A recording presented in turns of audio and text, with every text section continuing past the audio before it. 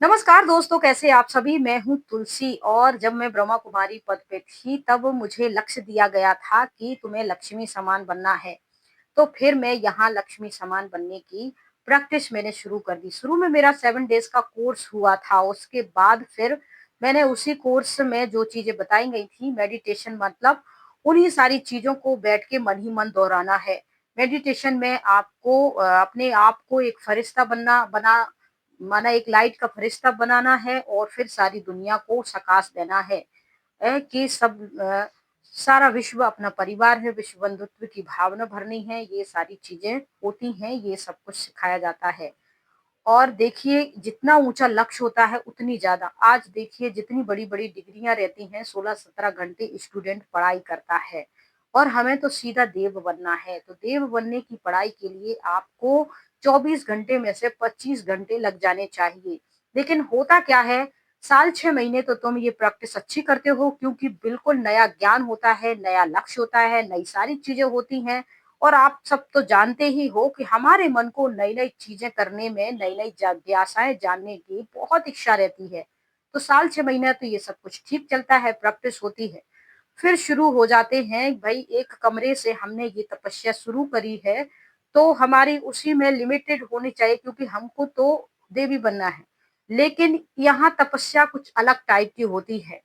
आज हमारे पास एक कमरा है, उसी में भगवान की मूर्ति रखी हुई है, उसी में हम मेडिटेशन कर रहे हैं, उसी में मिलने-जुलने वाले आते हैं, वो मिलते-जुलते हैं, बातें करते हैं और प्रैक्टिस करते हैं ज्ञान योग की सुबह-शाम। फिर धीरे-धीरे वो लोग भी बढ़ते जाते हैं और एक कमरे से 2 कमरे हो जाते हैं। 2 कमरे होंगे तो वो 2 कमरों की चीज़ें भी बढ़ जाती हैं। उसके बाद फिर 3 कमरे हो जाते हैं। फिर जहाँ हमारे पास 2 जोड़ी कपड़े थे, वहाँ 10 जोड़ी कपड़े हो जाते हैं। हमारे पास जब हम चटाई बिछा के रह रहे थे, उसी चटाई पे हम बैठते थे, तपस्या करते थे, उसी चटाई पे हम बैठ के ज्ञान सुनाते थे, उसी चटाई पे हम रात को सो जाते थे। तो ये सीमित था, ये कुछ अच्छा तपस्वी जीवन लग रहा था, पर यहाँ मुझे मज़ा नहीं आया। फिर चटाई की जगह गद्दा आया, फिर गद्दे की जगह पलंग आया, पलंग फिर 1 कमरे की जगह 2 कमरे आए, 2 से फिर 2 जोड़ी कपड़े की जगह 4 जोड़ी आए, 5 जोड़ी साड़ियाँ आई, ₹200 की साड़ी से ₹500 की साड़ी आने लगी और फिर धीरे-धीरे जो ₹1000 का कीपैड वाला मोबाइल था, फिर वो ₹10,000 का आया, फिर इसके बाद मेरे जो चीज़ें थी वो धीरे-धीरे बढ़ती गईं और मेरा जो लक्ष्य था कहीं खो गया। इसी बीच हम खुद को देवी समझते गए, देवी बनने की प्रैक्टिस 0% रही और हमारे जो व्यवहार थे, जो बोलचाल थी और हमारा जो घमंड था वो 7वें आसमान पे पहुँच गया। हम अपने माँ-बाप को माँ-बाप नहीं समझते, बहन-भाई को बहन-भाई नहीं समझते, बीवी बच्चों को बीवी-बच्चे नहीं समझते, पति बच्चों को पति-बच्चे नहीं समझते, सास-ससुर को अपने माँ-बाप, रिश्तेदार, भाई-बहन, नाती-पोतों किसी को कुछ नहीं समझते। हम खुद को देवाई बनाए घूमते रहते हैं। हम अपने मन का खाते हैं, मन का पहनते हैं, मन की जगहों पे घूमते-फिरते हैं।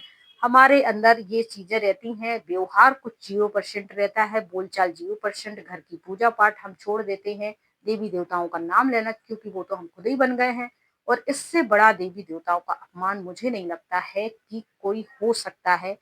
आदि सनातन देवी-देवता धर्म का या सनातन धर्म का अपमान इससे बड़ा कोई हो सकता है। क्योंकि एक साधारण जगह रहने वाला एक नॉर्मल कर्म करने वाला इंसान अपने आप को अचानक से देवी-देवता समझने लगे, उसी स्वाभिमान में घूमने लगे और उसके जो आचार-विचार हैं, उसके बोल-चाल हैं, उसकी जो भोग-विलास की आधुनिकता की जो चीज़ें हैं, वो भी सब नॉर्मल इंसानों की तरह है, लेकिन उसने अपने दिमाग में ये एक बीमारी टाइप की लगा ली है कि वो देव है। ये चीज़ें हम इसलिए कह रहे हैं क्योंकि अचानक से 2-3 साल में, 5 साल में हमारे अंदर खुद ऐसी परिवर्तन आए थे, ऐसे चेंजेस आए थे कि हम खुद को महान समझने लगे, देव समझने लगे, ये समझने लगे। दुनिया, समाज इन सब चीज़ों से कटे-कटे रहने लगे और मतलब इन्हीं लोगों से है। इन्हीं का दिया हुआ हमें खाना है, इन्हीं का दिया हुआ ओढ़ना-पहनना है, इन्हीं की दी हुई चीज़ों पे ऐश करनी है और इन्हीं का हमें अपमान करना है। जब हम अपने घर के लोगों का, अपने माता-पिता का, पति-बच्चों का, अपने पत्नी-बच्चों का, अपने परिवार का, नाती-पोतों का, इन सब का अपमान करना शुरू कर देते हैं, तब उनको लगता है कि ये तो अध्यात्म में कौन-सी ज्ञान सुनाया जा रहा है, क्या हो गया है इनको? इनको किसी से मतलब नहीं है, पूजा-पाठ से कोई मतलब नहीं, तीज-त्योहार से कोई मतलब नहीं, इन चीज़ों से कोई व्यवहार देखो और खुद को देव समझ रहे हैं। क्या देवी देवताओं के ऐसे ऐसे संस्कार रहते हैं? क्या ऐसा व्यवहार रहता है? क्या ऐसा रहता है? अरे जहाँ देवी देवताओं के मंदिर होते हैं, जहाँ उनका स्थापना होती है, जहाँ उनकी मूर्तियां रखी होती हैं, कितनी सुख शांति की, जहाँ दिया जलता है, कितनी अच्छी अनुभूति होती, कितना अच्छा, वहां बैठते ही हैं तो कितनी अच्छी फीलिंग आती है।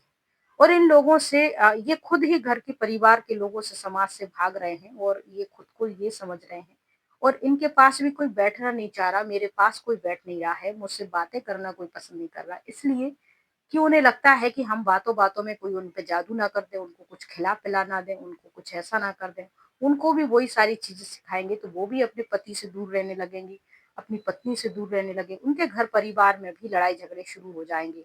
और इससे मेरी इस इन हरकतों की वजह से उन दुनिया समाज पे, अपने परिवार पे, अपने रिश्तेदारों पे गलत प्रभाव पड़ना शुरू होगा। हम उनके हाथ का छिला पानी नहीं पिएंगे, चाय पानी नहीं।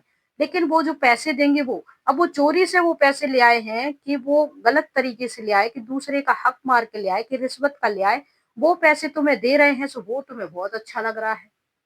बाकी सारी चीजों में तुम्हें गलत दिखाई दे रहा है, लेकिन जो पैसे आए हैं वो तुम्हें अच्छे लग रहे हैं।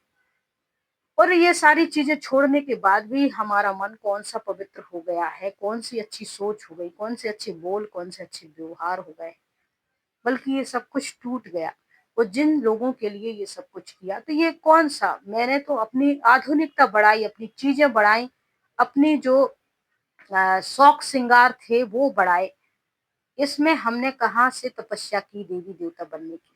इससे बेहतर है कि आप मेहनत की 2 रोटी खाइए, लोगों के साथ प्यार से घुल-मिल के रहिए।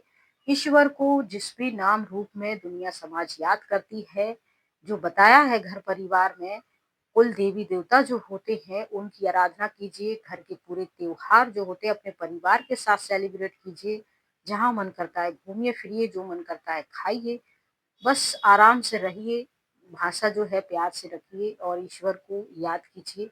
इतनी सी ही दुनिया होती है। और खुद को देवी देवता समझना और फिर दुनिया से उल्टे सीधे बोलना, व्यवहार करना, ये उनका अपमान जैसा ही है और कुछ नहीं है। तो इसीलिए मुझे लगता है कि मैंने ये चीजें छोड़ देनी चाहिए, कुछ अपना काम करना चाहिए, कुछ अपना कमा के खाना चाहिए। और फिर ये छोड़कर फिर मैंने बुटीक चालू किया, अपना सिलाई का काम, और आज मैं बिल्कुल खुश हूँ, ठीक हूँ, नॉर्मल हूँ, अपने घर परिवार के साथ हूँ, अपने देवी देवताओं की पूजा करती हूँ, सनातन धर्म को मानती हूँ। और यही मेडिटेशन है, यही घूमना फिरना है। और दुनिया में फालतू जो काम है उनको आप मतलब आपसे कोई ऐसा निराश दुखी ना हो, खास करके आपके परिवार के लोग आपको दुश्मन ना समझे, क्योंकि बुरे वक़्त में वही काम आने आते हैं और कोई नहीं आता है दुनिया में। अपने घर के लोग होते हैं, खटपट होती है, नोक-झोंक होती है, मनमुटाव होता है, लेकिन बुरे वक़्त में वो लोग ही खड़े रहते हैं। चाहे आपकी दुःख-तकलीफ हो, चाहे आपको पैसों की परेशानी हो, चाहे बीमारी हो, इन सब चीज़ों में अपने ही लोग खड़े होते हैं। वो लोग खड़े नहीं होते जिनके साथ तुम खड़े होकर अपने लोगों का अपमान कर रहे हो। और ये बात मुझे एहसास हो गई थी, तो मैंने अपने जीवन को वापस से मोड़ा। हालाँकि 10-12 साल मुझे लग गए थे, लेकिन फिर अब ठीक हूँ। अब लोग कहते हैं कि फिर वीडियो क्यों बना रही हो? तो मैं अपना एक्सपीरियंस शेयर करती हूँ।